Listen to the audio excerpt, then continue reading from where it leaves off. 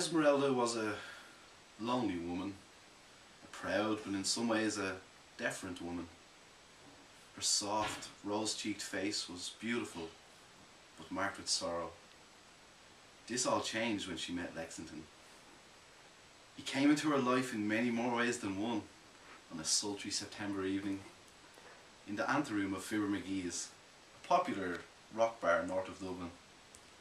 A sidewards glance, nudge of the elbow, and before she knew it, she found herself pressed tightly against the bathroom's cool porcelain tiles. Her arse quivered as it slid up the bathroom wall. Esmeralda. What? I'm ready to bum you. His flute, now fully hardened, Lexington squeezed his bulging shaft and slid it up against her now sopping bum slit and readied himself for the first pump.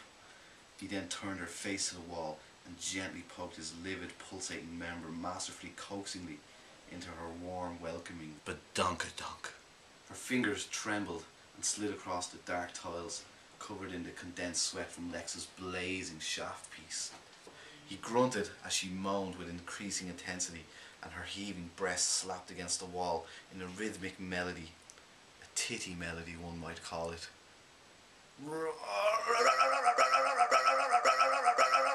He howled in raging ecstasy and grasped her erect nipples, working his furry digits around them, pinching them painfully. Ugh, I'm going to cream. Jesus fuck, I'm going to cream, you nasty brew, Esmeralda moaned.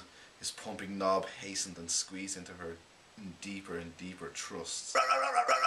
She felt her labia clench around his volcanic scrotum pole, and the skies went purple and the water in the urinals began to flow upwards in tandem with her now gushing flaps, and his erupting lad undulated in a final knell, and he unloaded a heavy tadpole juice jet stream into her. It felt as if she had been smitten by a lightning bolt thrown from beneath, her legs and hips now jerking cataleptically. Cataleptically? Yeah. Cataleptically.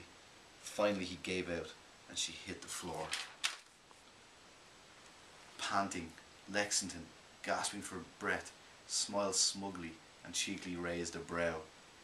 Jesus, you're an awfully dirty girl, Esmeralda, but me balls are badger. Oh. He twisted some shaggy ball hairs in his hands and strained out a torrent of squirt-laden sack sweat. Off the coppers now to poke me todger into another bird's arse. Toodly-doo! He ran from the stall, leather pants in hand. Esmeralda stayed on the floor. Join me again for another episode of 50 Shades of Father Brown.